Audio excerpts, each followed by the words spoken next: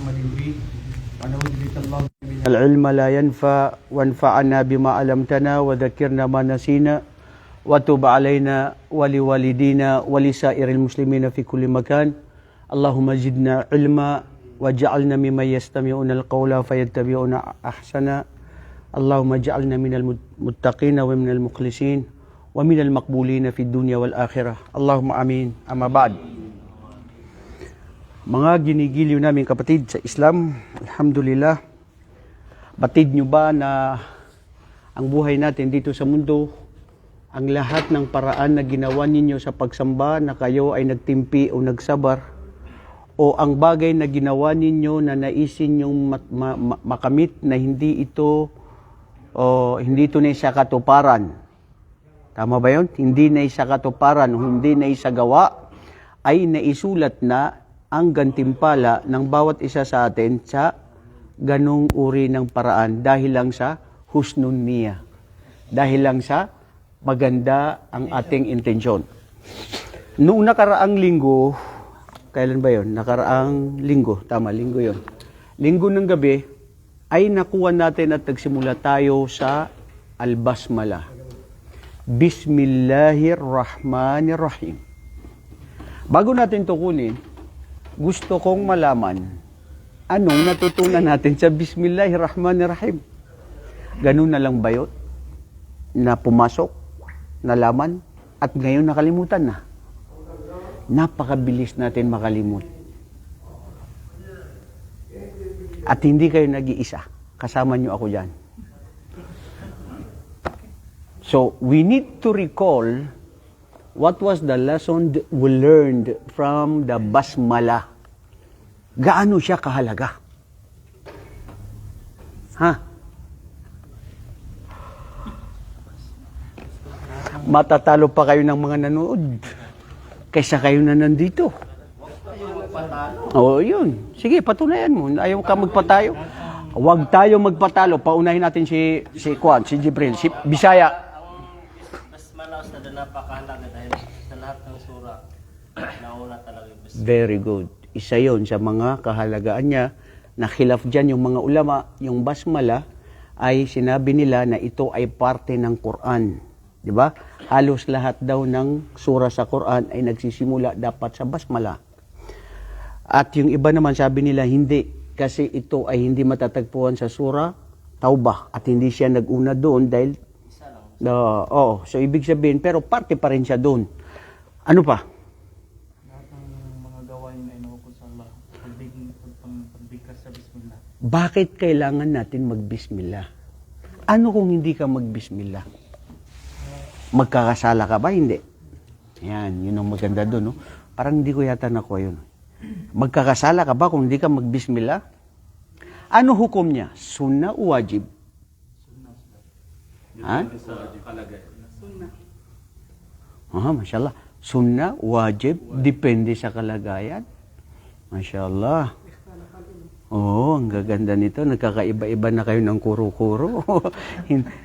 Yung pinag-uusapan natin, bakit nagkaiba ng kuro-kuro at opinyon ng mga ibang kasekta ng mga kamusliman, ay hindi na pala tayo lalayo dito mismo sa inyo. Isa lang ang pinag-uusapan natin.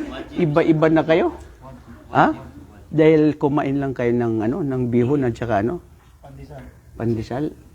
Oh, Amid. O ano?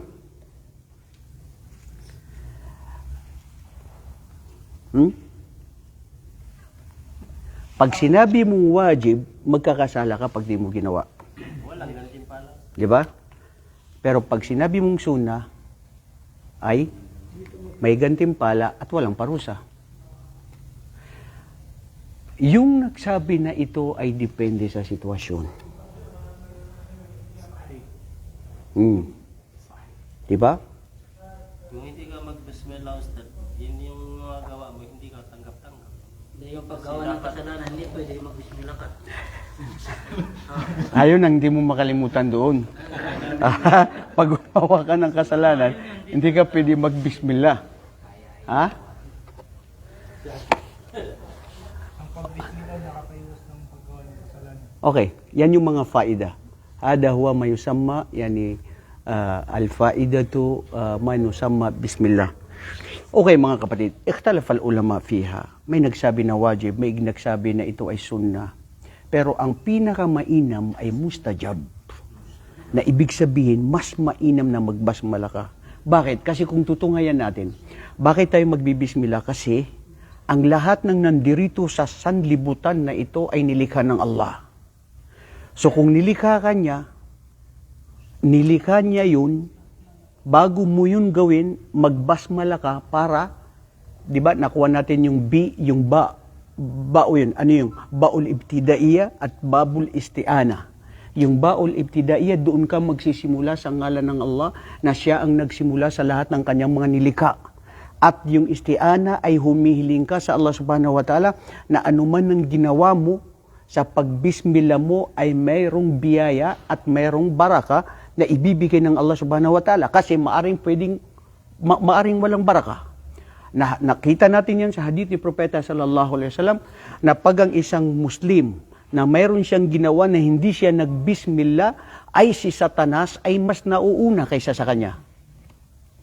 Kumain ka na hindi ka nagbismillah, nauna na sa'yo si Satanas, si Iblis. Ganun din, uminom ka. Lahat ng gagawin mo. Kaya dapat at marapat lang sa isang Muslim na magbismillah siya sa anuman ang lahat na kanyang ginagawa. Nakita din natin yung kahalagaan ng bismillah at saka yung lafdul jalala ng Allah, nang ibig sabihin niya ay mamaan na Allah. Maraming nagtatanong dyan, sino ba si Allah? Sino ba ang Diyos ninyo? Ano ba siya? Astaghfirullahaladzim. Ano ba siya? Bagay? Ano ba siya? Tao? Ano ba siya? Anghel? Or lahat? Iba na ang sinasabi ng mga iba na walang kaalaman sa Islam. So paano mo makikilala bilang Muslim ang iyong Panginoon Allah subhanahu wa ta'ala?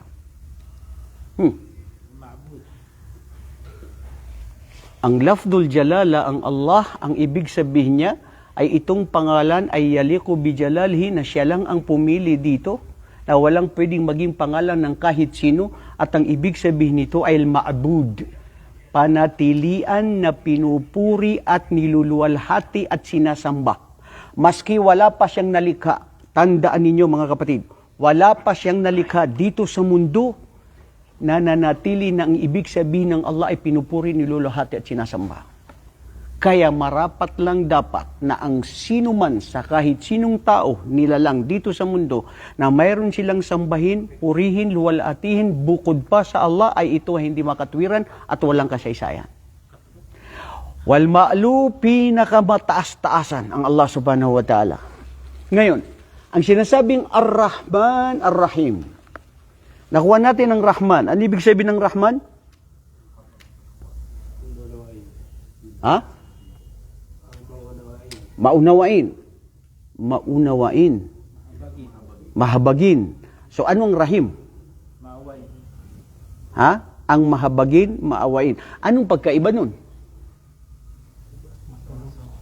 Pag sinabi mo na ang isang tao ay mahabagin at siya rin ay maawain, so sim-sim, sawa-sawa. Di ba? Paano mo siya ma-differentiate na anong pagkaiba nun? Merong special. Ha? Merong special yung isa. Special yung isa. Maganda yun, may special. Mahilig kayo ng special. Pati sa pagkain, may mga special na pagkain, di ba? Ha? Iyo nga, very good. Yung isa na Ar-Rahman ay am, lahat. Ibig sabihin, ang habag, awa ng Allah ay sa lahat ng kanyang mga nilikha. Ang hayop, ang mga anghel, at ang mga tao, ang mga engkanto, ang lahat ng nandito sa mundo ay nandoon ang habag at awa ng Allah. Pero ang Rahim, khasa, doon lang siya sa mga mananampalataya sa araw ng paghukom. Subhanallah. Napakaliwanag ito sa atin ngayon na dapat ikaw isang Muslim, pagyamanin mo ang pananampalataya mo, isakilos mo, isagawa mo, kasi kung hindi ka mananampalataya sa Allah, maaari ang mga biyaya niya dito sa mundo ay natamo mo, pero sa araw ng paghukom, kasama ka sa tunay na kalugian. Kasama ka sa tunay na walang saysay. Wallahi mga kapatid, lagi ko ito inisip. at dapat nating isaisip bilang isang Muslim. Ano ang saya? Ano ang lungkot? Mayroon tayo dito sa mundong ito.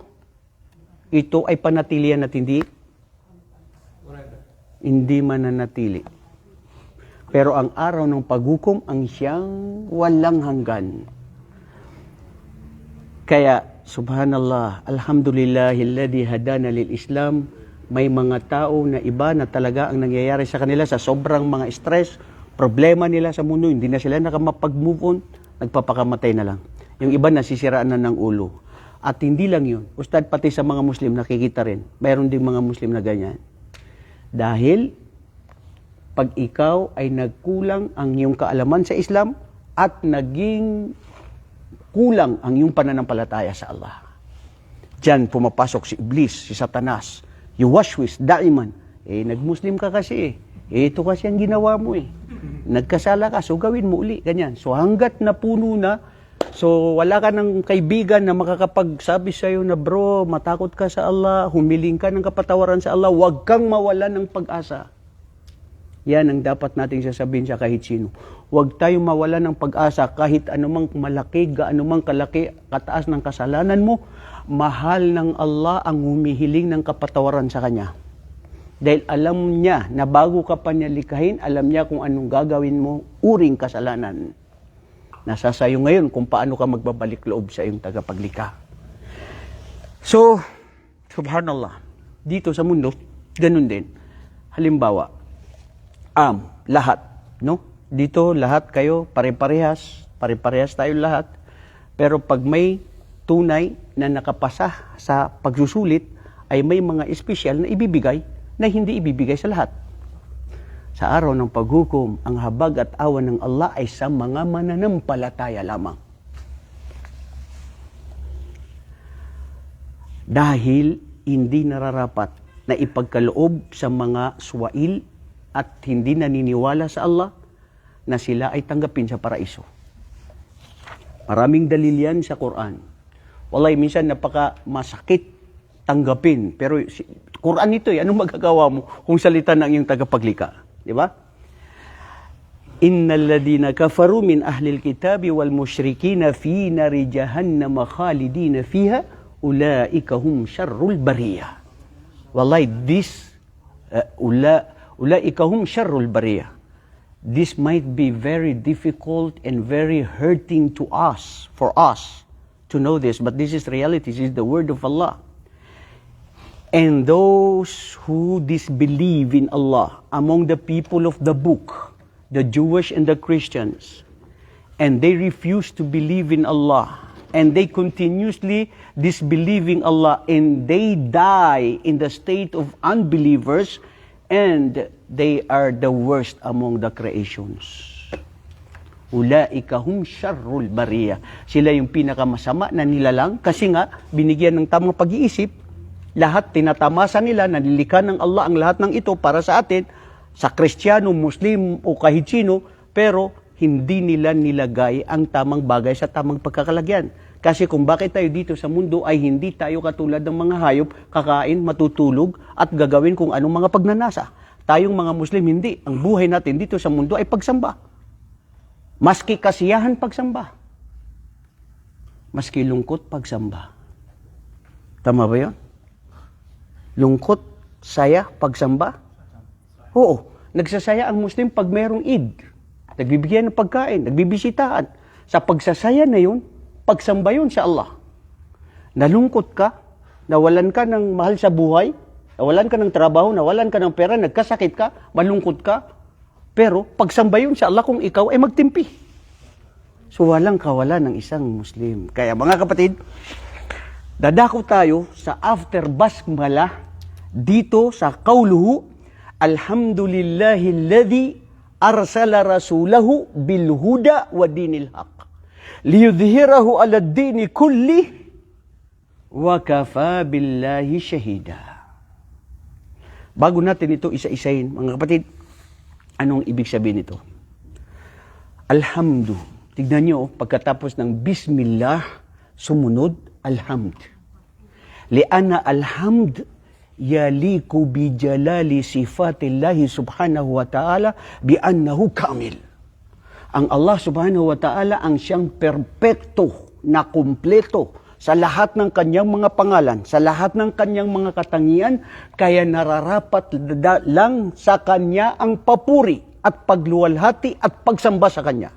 Dahil kung hindi mo siya luwalhatiin, hindi mo siya purihin, hindi mo siya sambahin, ikaw ang lugi. Dahil siya ay patuloy na sinasamba ng lahat ng kanyang mga nilikha. Alhamdulillahilladzi arsala rasulahu.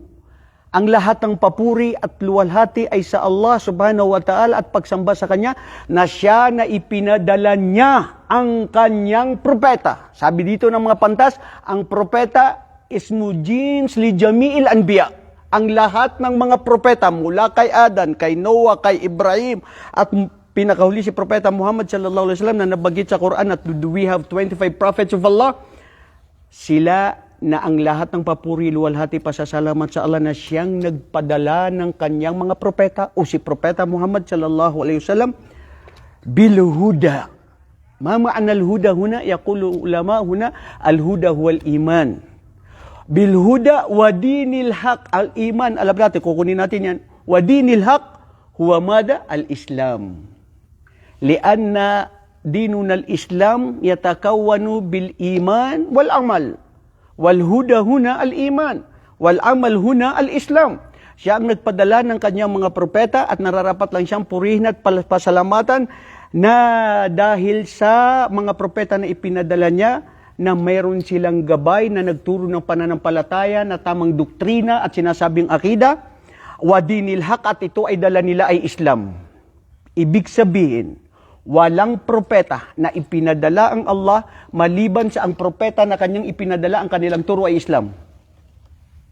Mayroon bang propeta na iba ang dinala niya bukod pa sa hindi Islam? Ha? Wala, di ba? Pero sino itong mga nagsilabasan na iba't ibang mga relihiyon? Ha? Kukunin natin yan, huwag kayong magbanggit ng pangalan. Liyudhirahu ala dini, para ito ay ibunyag at ipakita sa kanya ang kanyang relihiyon, ang Islam. Kulli, lahat ng mga anumang relihiyon na sinasabi nila, ang Islam ang nangunguna, ang Islam ang totoong relihiyon, ang Islam ang tunay na perpektong pamumuhay, wa kafa billahi shahida, at sapat na sa kanila ang Allah subhanahu wa ta'ala na siya ang magiging saksi sa kanila sa araw ng paghukom sa anumang ginawa ng bawat isa sa atin. Mga kapatid, ang ugnayan nito, ano yung sinong nakay-memorize sa inyo ng pinakahuling aya na ipinadala kay Propeta Muhammad? Ang alam lang natin lagi yung ano ang unang talata na ipinadala kay Propeta Muhammad. Sasabihin bawat isa, Ustad, ikra. Okay, nandyan tayo. Ngayon, anong pinakahuli? Ha? Very good. Ayman, ano?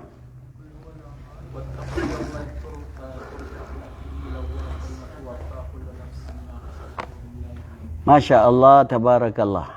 Ano daw yun sa Tagalog? Sabi ni Kwan, ni Nurhaydin. At katakutan ninyo ang araw na kayo ay muling ibabalik sa Allah. Aha. Tumatuwafa kullu nafsin, at kayo ay itimbang na hindi pinadaya. Tumatuwafa kullu nafsin, makasabat yung life. Correct. Allahu Akbar. Nakakaingit. Balik Islam. Nakaka-translate ng Quran na ibig sabihin niya. Subhanallah. Alhamdulillah. Okay, so, tignan niyo mga kapatid. Katakutan natin ang araw ng paghukom na ang bawat isa ay mamamatay at mabubuhay muli sa araw ng pagkabuhay muli, at lahat ay ipapakita at lilitisin anumang mabuti at masama niyang gawain. Na kailanman sila ay hindi sila dadayain. Ang Allah ay patas sa lahat ng kanyang nilikha. Muslim, Kristiyano, Hudyo, isang alipin, isang mayaman, isang makapangyarihan, isang pobre, ipapakita ng Allah subhanahu wa ta'ala dahil meron siyang mga anghel na ipinapasulat ang bawat gawa ng bawat isa sa atin. Qawluhu alhamdulillahilladzi arsala rasulahu bil huda wa dinil haq. Mayroon ba itong aya sa Quran? Mayroon wala? Meron. Hafidul Quran. Hafidul Quran, yeah. Oh, meron. Sa Suratul Saf. Anong nandun sa Suratul Saf?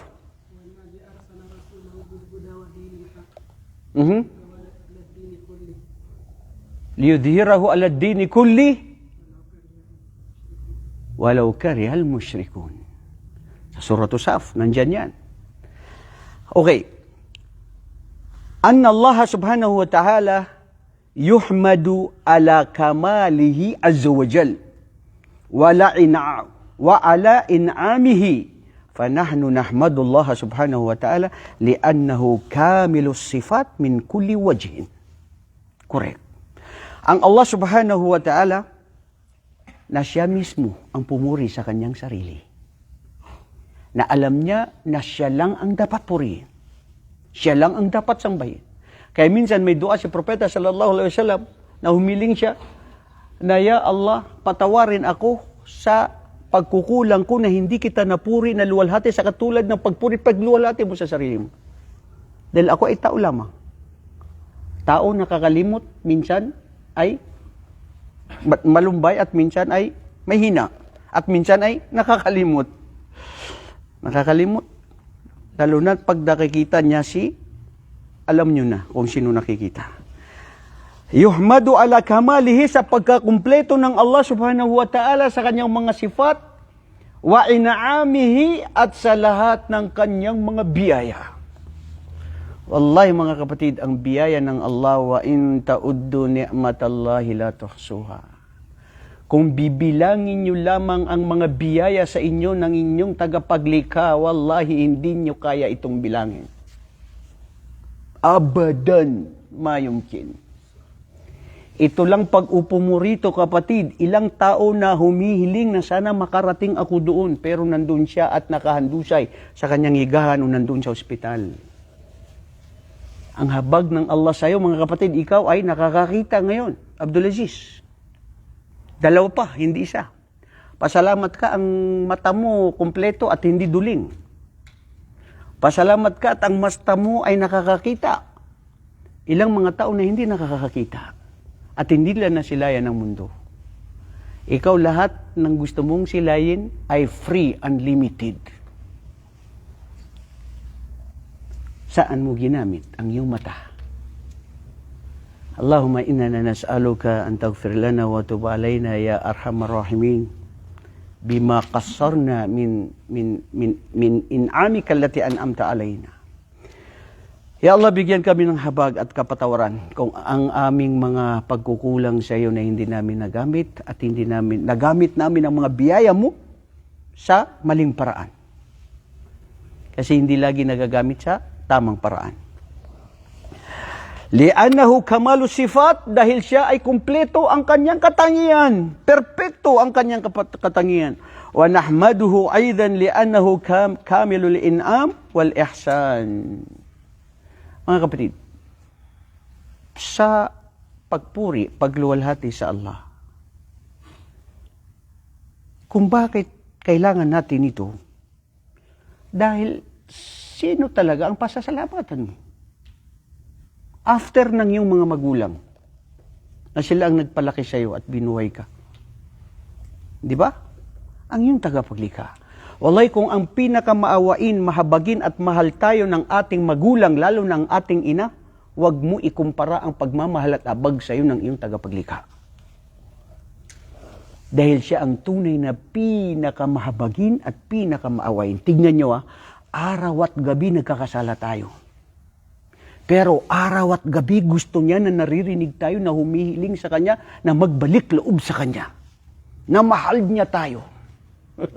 Sabi nga ni Iblis, wa bi'izzatika wa bijalalika la ughwiyannahum ajma'in madama arwaahum fi ajsamihim. Kaluhalatian sa iyo, aking tagapaglikha, buti pa si Iblis, alam niyan ang kanyang Diyos ay si Allah, ang tunay na nag-iisang Diyos. Sa kaluwalhatian sa iyo, aking Panginoon, ang lahat ng mga anak ni Adan, ililigaw ko yan sa iyo, lilinlangin ko sila. Sa lahat ng mga bagay na nilikha mo dito sa mundo, Lilinlangin ko sila sa mga babae, sa pera, sa kapangyarihan, sa mga kasuotan, sa lahat ng anumang mga biyaya mo dito. Ya ayyuhal insanu ma gharraka bi rabbikal karim. O ikaw na isang tao, sabi ng Allah, ano ang nagpalinlang sa'yo sa lahat ng mga biyaya na ipinagkaloob sa'yo ng Allah? Nagpalinlang sa atin kasi, ya Allah, binigyan mo ako ng ganito, binigyan mo ako ng matangkad ako, maraming nagkakakrush sa akin, at hindi ko pala ito nagamit sa pagkatakot sa iyo dahil nilinlang ko si Lorna, si Maripe, at saka si Kuan, na lahat na. La ilaha illallah. Itatanong sa iyo, saan mo ginamit? Ha? Ahmed, okay. Sabi ng Allah subhanahu wa ta'ala, وَمَا بِكُم مِّن نِعْمَةٍ فَمِنَ اللَّهِ. Subhanallah, this is a big challenge for us. Ano nga ba ang mga biyaya sa inyo na maliban na ito ay mula sa inyong tagapaglikha, ang Allah subhanahu wa ta'ala? ثُمَّ إِذَا مَسَّكُمُ الضُّرُّ فَإِلَيْهِ تَجْهَرُونَ إِشْهَادًا.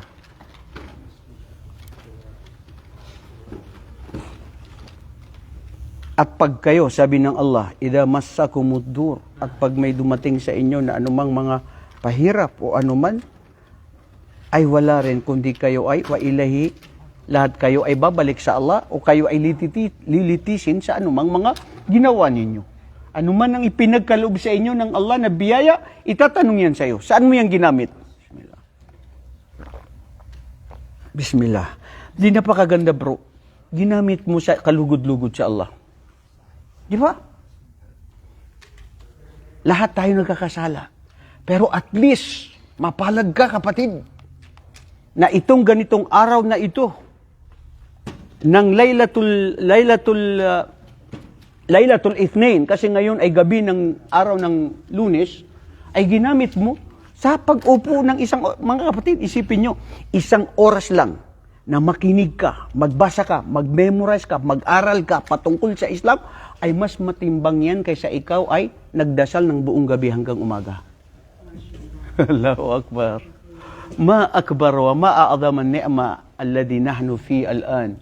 Nahnu julusun inda Allah subhanahu wa ta'ala wa najlisu lillahi subhanahu wa ta'ala wa hunaka fi yawmul qiyamah. Kapatid, anong pangalan mo ikaw? Muhammad. Kailan ka nagbalik Islam, Muhammad? 1 week? Masya Allah. Kasi nabaguhan ako eh. Ngayon lang natin nakita dito si Muhammad, di ba? At si Muhammad, tiga saan ka sa atin, Muhammad? Wala eh, Batanggenyo. Meron ka bang balisong dyan, bro? Teka lang, si Muhammad, mashallah, magaling siya sa IT, no? Muhammad, bakit ka nag-Muslim, bro? Ha? Pagbabalik loob. Allahu Akbar. Meron din tayong kapatid dito, kabaguhan sa inyo. Kasi 3 araw lang siya dumating, dati na siyang Muslim. Si kapatid natin na Abdurrahman. Saan si Abdurrahman? Abdurrahim. Abdurrahim, Masya Allah. Nakailang taon ka na dun sa Qatar? Ha? 11 years. Dito sa Riyadh, 3 days. Inshallah, 3 days. Welcome. Welcome, Abdurrahim. Dito sa mga kapatiran mo na ito, alam mo, ngayon lang kayo nakikita-kita bro, pero ano ba yung hadith na babanggiton ko sa inyo na sinabi ni Propeta Muhammad sallallahu alaihi wasallam? Hunaka fi yawmil qiyamati, hunaka unasun nuru, ujuhuhum nurun, wa libasuhum nurun, wa laysu bil anbiya wa kashuhada, walakin yuqbituhumul anbiya wa shuhada, qalu sifhum lana ya Rasulullah, faqala an-nabiy sallallahu alaihi wasallam, hum al-mutajalisuna fi jalali. Ya Allah, ya Rabb, pabilang nawa kami. Sa araw ng paghukom ay may mga tao sa paraiso na grupo ng mga tao na naiibang kanilang mga liwanag sa mga tao na lahat na nandun sa paraiso. Na hindi sila nabibilang sa mga sugo at ganun din sa mga syuhada. Sabi ng isang sahaba, o sugo ng Allah, sino sila? Anong mga katangian ng mga taong yan na namumukod-tangin na naiba ang liwanag nila sa paraiso? Sabi ni Propeta sallallahu alaihi wasallam, li'annahum madha al-mutajalisuna fi jalali, dahil sila ay nagtitipon-tipon lamang para sa akin, para sa Allah. Wallahi mga kapatid, hindi tayo nagtitipon-tipon dito dahil sa pancit bihon na yon. At hindi rin sa pandesal. Alam niyan ng bawat isa sa inyo, tanungin nyo ang sarili nyo, bakit ka nandito?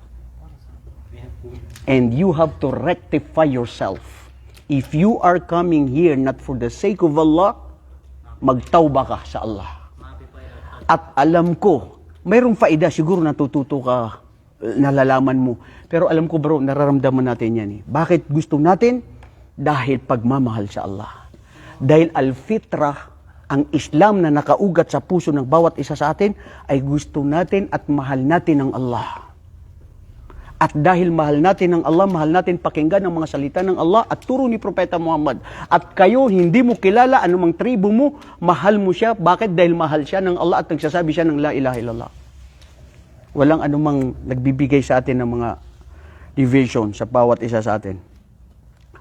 Wa akbaru ni'matin an'ama Allahu alal ibad ay al-khalq irsalur rasul alladhi bihi hidayatul khalq.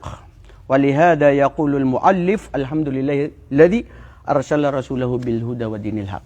Ang sabi dito, isa rin sa pinakamalaking biyaya na ipinagkaloob ng Allah sa sanlibutan ay ang kanyang pagpapadala ng mga propeta.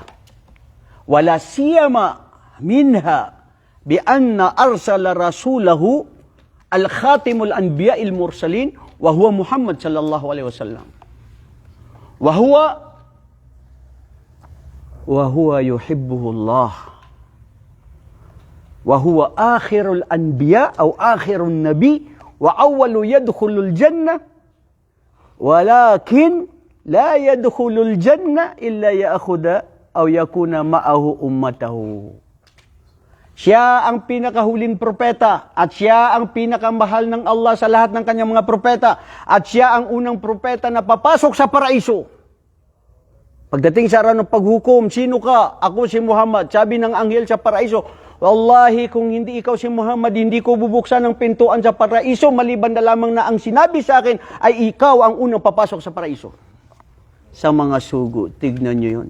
At sasabihin, hindi papasok si Propeta Muhammad sallallahu alaihi wasallam sa paraiso hanggat hindi niya makasama ang kanyang mga ummah na kanyang mga tagasunod.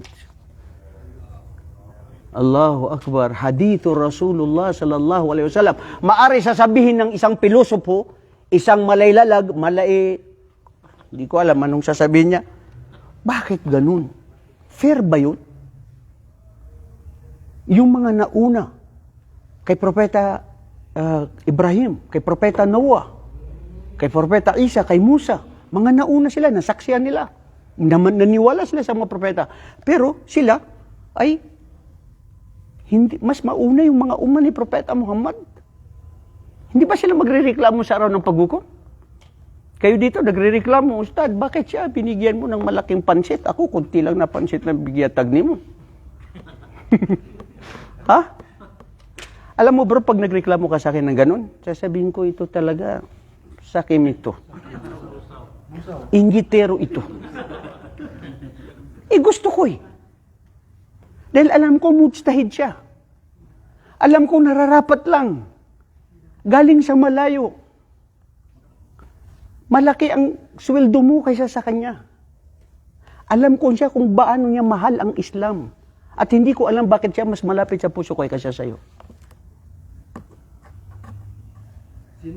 Puso ang nagsasalita.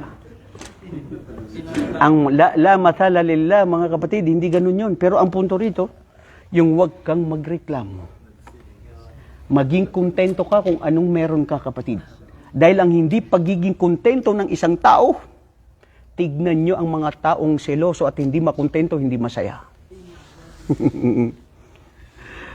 Pag may nakuha ang kanyang kapatid na mas maganda at marangya lahat, sabi niya sa sarili niya, Ya Allah, bakit siya lang meron? Bakit ako wala? Hada huwal hasad. Dapat maging masaya ka. At hindi alam ang sekreto dyan, mga kapatid. Muhammad ka ba?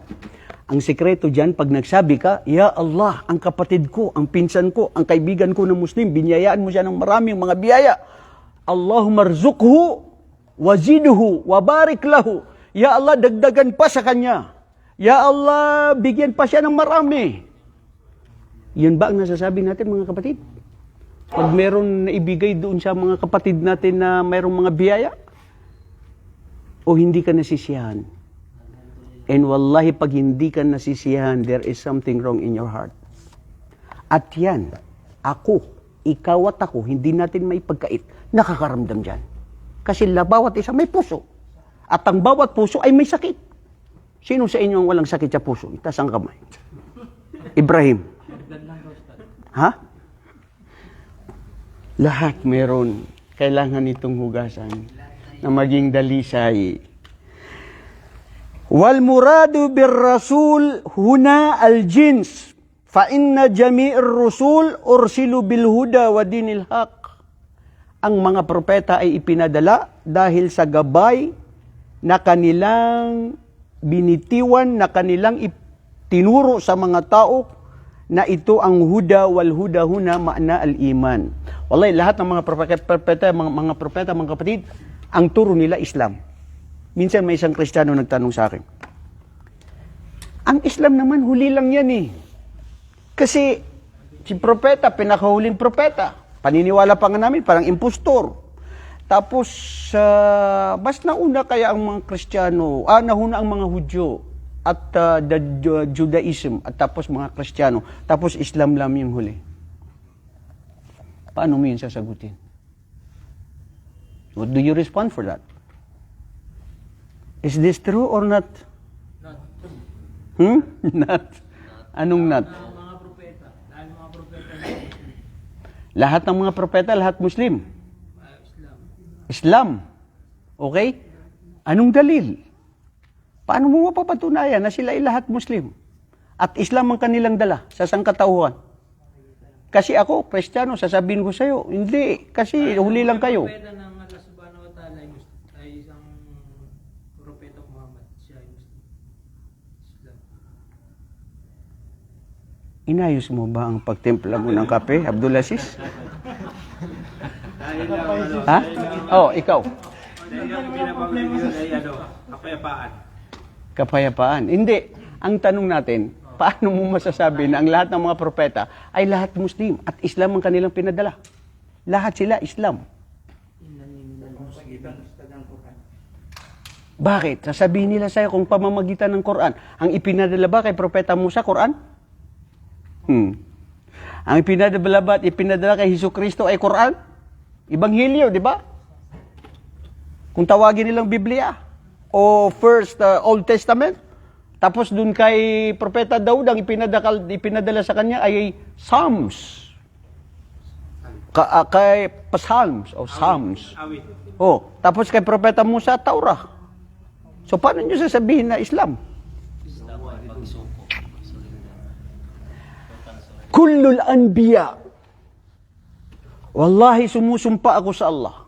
Lahat ng mga propeta, ang kanilang ipinadala at itinuro sa sangkatauhan sa bawat pamayanan ay Islam.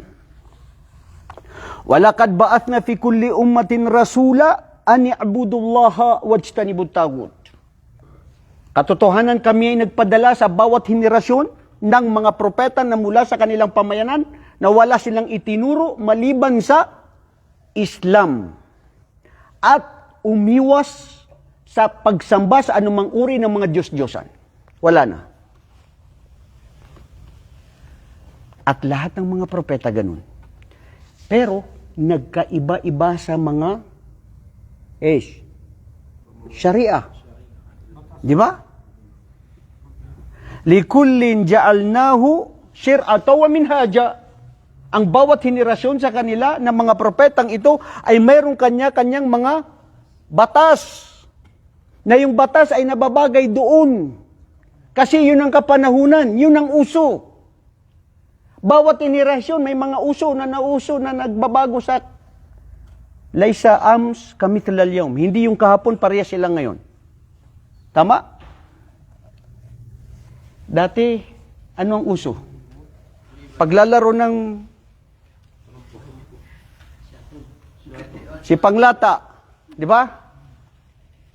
Ano yung uso nung sa pagkapanahunan niyo, Abdulaziz? Tex, Jolen, Kuti, di ba? Anong Chinese garden? Said, ikaw ba napakagaling mo siguro mag-chat? Chinese garter ka? Bro, oh, Chinese garter, doon sa mga babae. Correct. Correct naman siya, bro. Correct siya. Oh, bigyan niyo ng hustisya. Correct yun. That's true. Meron na bang nagcha-Chinese garter ngayon? Nanonood lang. Kasi yung Wala ngayon, walang uso.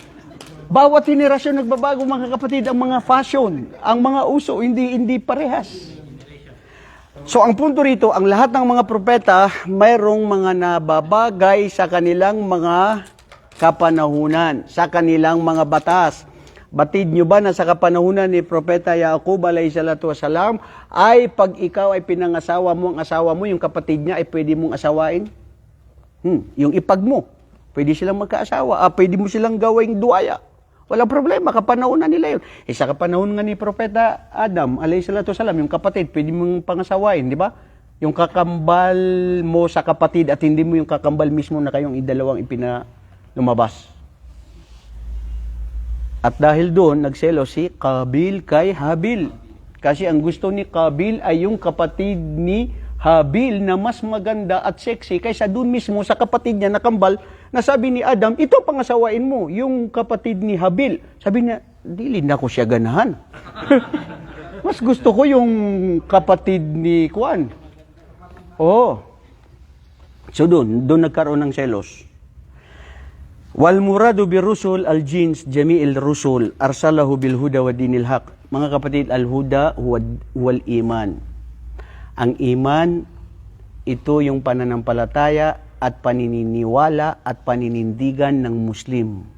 Na ang gawaing iman ay ito ay gawa ng puso at hindi gawaing kilos. Pero may ugnayan sa kilos.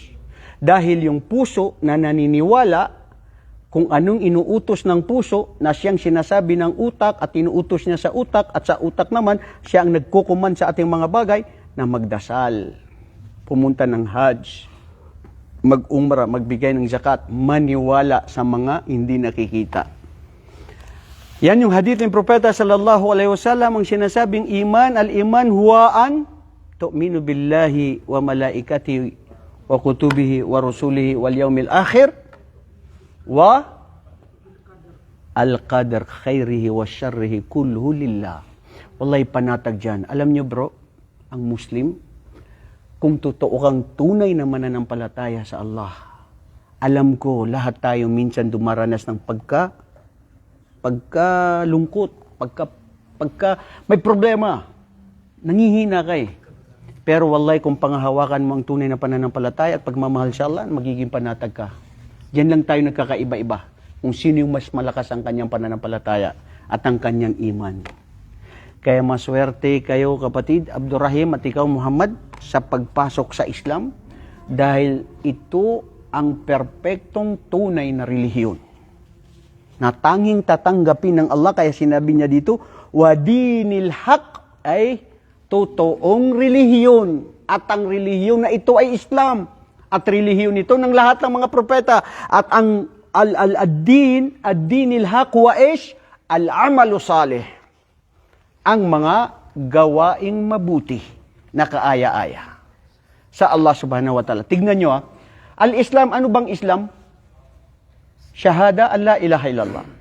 Paniniwala sa tunay na nag-iisang Diyos na makatotohanan, makatwiran at katanggap-tanggap na dapat isa lang ang Diyos.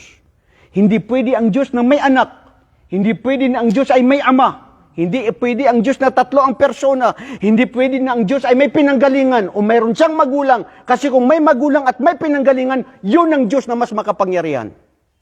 So siya lang ang Allah, ang nag-iisang huwal awwal wal akhir wa huwa khaliqu kulla shay. Siya ang lumikha ng lahat.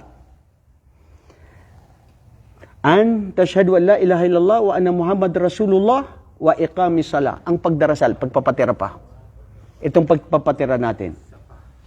Hindi ba ito mabuti, bro? Ha? Mabuti ito. Dahil nakakapagpigil ito ng kasamaan ng gawain ng isang tao. Minsan, pag nag-away kayo ng isang o di kaya nagbabangkitan kayo, ikaw nagdarasal ka, wala ring silbi ang pagdarasal mo dahil masamang ugali mo. Tama yun? Yan ang sinusumbat sa'yo. Buti pa ako, hindi ako nagdarasal. Pero, mas mabuti ako kaysa sa'yo. Wallahi, siya ang mas masama. Hindi judgmental yun, bro. Hindi pagja-judgmental yun. Yun ang totoo. Napakalaking kasalanan sa Allah na hindi ka magdasal at hindi ka magpatira pa. Hindi nyo ba alam na mas malaki ang kasalanan ng hindi nagdarasal at hindi nagpapatira pa kaysa nagsina at nagsaribul khamar? At ang pumatay? Dahil itong pagpapatira na ito ay siyang pinag-uutos ng Allah na wajib. La ilaha illallah Muhammad Rasulullah. Fahwalakin alladhi akmala Allah bihi ar-risalah wa Muhammad. Ito. Si Muhammad sallallahu alaihi wasallam, siya ang kumumpleto ng kanyang siya yung khatimul anbiya. Siya yung nagbigay ng shield. Siya yung nagkumpleto sa lahat na wala nang pwede pang. Kasi isipin nyo, bawat henerasyon may mga propeta dumarating sa kanilang pamayanan. Tapos, hanggat gumawa ng kasalanan at nagtambal sa Allah, pinalitan na naman, ganyan. So tapos na, wala na. Saan? Dito kay Propeta Muhammad sallallahu alaihi wasallam. At wala nang darating pa na propeta pagkatapos ni Propeta Muhammad sallallahu alaihi wasallam. At si Propeta Isa, hindi niyo sasabihin na siya ay darating bilang panghuli. Siya ay babalik dahil ang kanyang pagsasagawa ng da'wa ay itutuloy niya kung anong pinag-iwanan ni Propeta sallallahu alaihi wasallam. Wala na. At siyang pinakahuling propeta.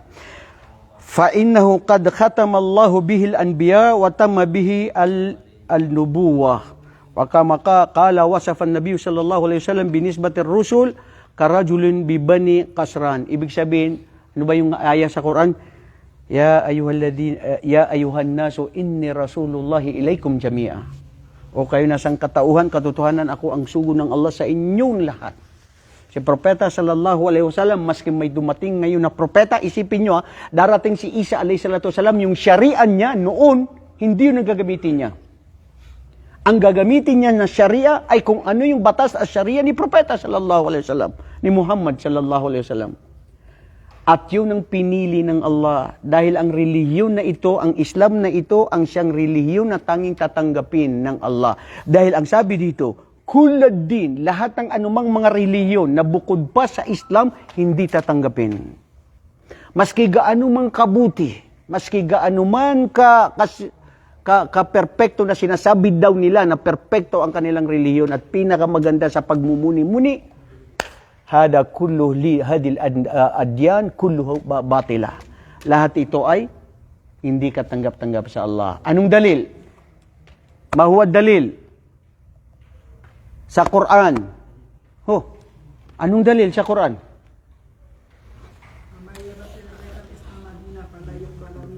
Wa may yabtaghi ghairal islami dinan falay yuqbala minhu wa huwa fil akhirati minal khasirin. Ano daw yun sa Tagalog?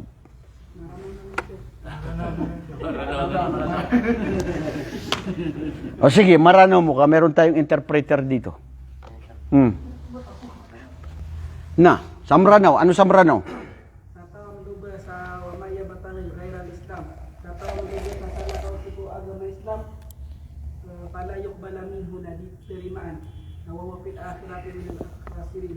Pumasaluman ng mawari na sekali na sa mga tao ng lalapit.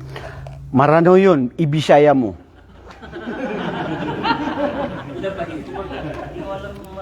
Hindi, yung aya, di mo alam yung wa may yabtaghi ghairal islami dinan falay yuqbala minhu. Unsa to sa Bisaya? Dagay di mga Bisaya nagtanaw karon para kasabot sila. Bakit Tagalog? Itatagalog. O sige, itatagalog ni Ayman. Hezekiah Ayman, ano yun sa Tagalog?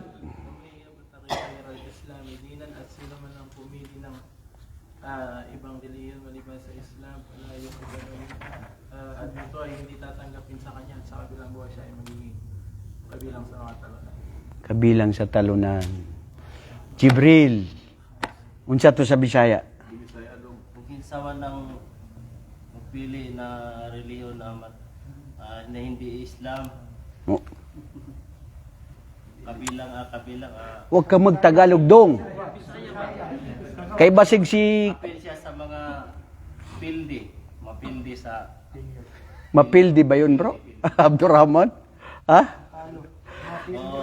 Alam mo, ikaw, siguro, ano ka lang, hindi, ano yan, hindi totoong Bisaya yan. Hindi totoong Bisaya. Mistiso yan ng Bisaya. ano na lang ustad pildi isa lang Pildi.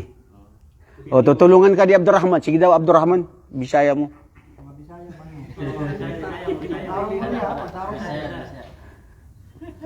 Kasi pa yung mangitag lain sa relihiyon. Oh, kinsa pa'y mangita o ganahan sa ibang relihiyon bukod pa sa Islam, gani ka Islam, lain sa Islam, gawa sa Islam, ambot sa iyang kinabuhi.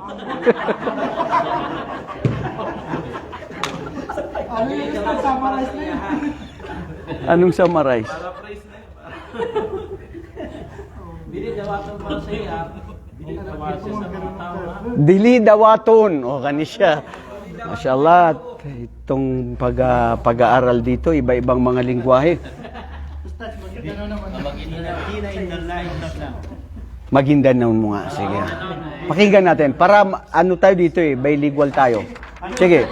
Maguindanao. Bicol. Ikaw. bismillah Basmala. May nanon mo. Ito. Nginto ka di patalo dato.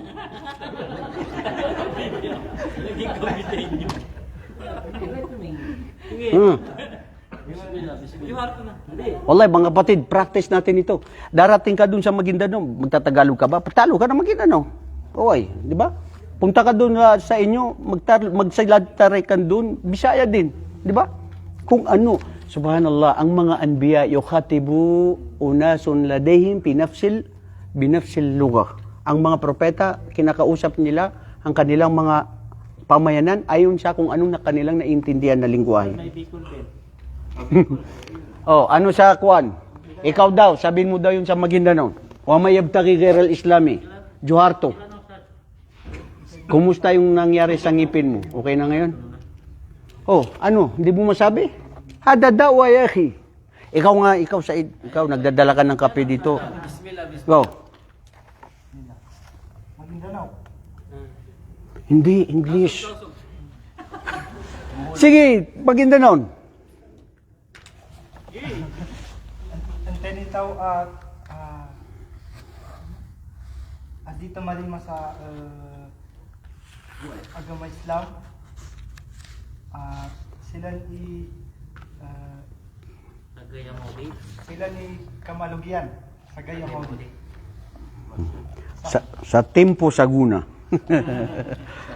Wallahi mga kapatid, sa totoo lang mga kapatid sa Islam, kapatid na Muhammad, kahit anong relihiyon, kahit sinong tao, na sabihin niya mas napakamabuti ko kaysa sa mga Muslim. Pero kung hindi Islam ang kanyang relihiyon, walang saysay. At hindi tatanggapin. At yan ay tiyak tayo na totoo, na tigib na naniniwala. Dahil ang Muslim na hindi maniwala dyan, na sabihin pa niyang may bukod pa sa Islam na mas mabuti, may bukod pa sa Islam na Sharia na mas mabuti, parang nag-aalinlangan na mas mabuti ang mga Hudyo at mga Kristiyano at ang mga si Buddha, si Tristianism, ano pa yung mga Sikhisism, lahat ng mga pinapaniwalaan. Sikhisism, hindi mo narinig?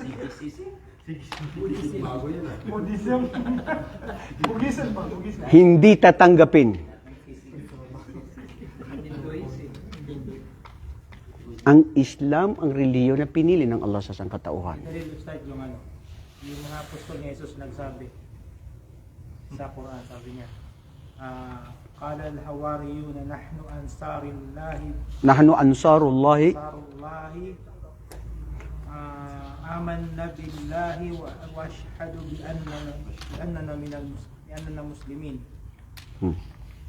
بأننا مسلمون. Correct. Tagalog mo yan.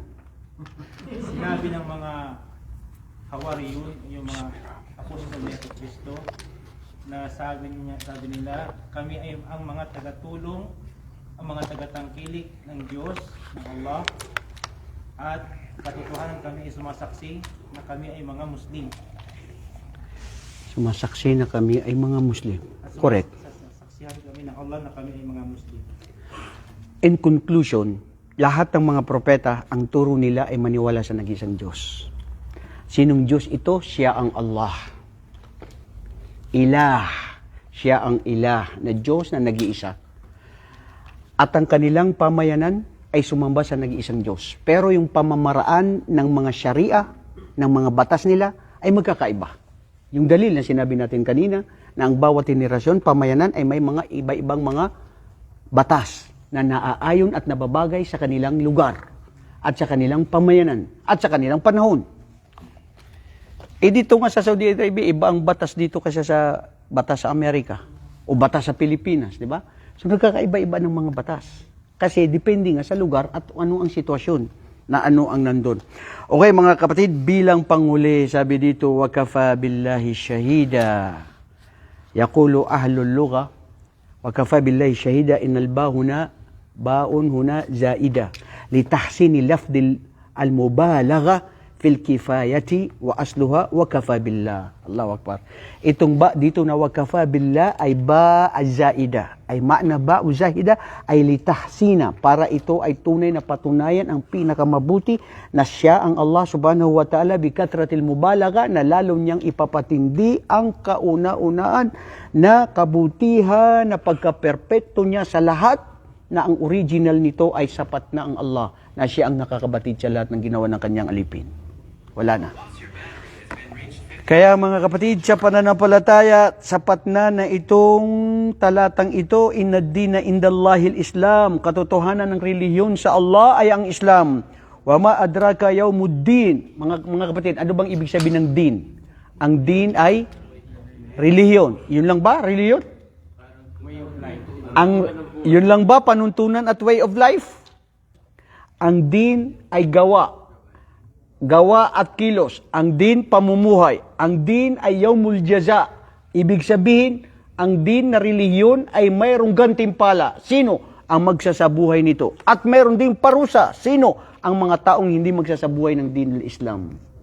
Wa hada huwa ad-din alladhi akmala Allah subhanahu wa ta'ala li'ibadi, haythu annahu qala Allah subhanahu wa ta'ala fil Quran, al-yawma akmaltu lakum dinakum wa atmamtu alaykum ni'mati wa raditu lakumul Islam dina. Allahu Akbar.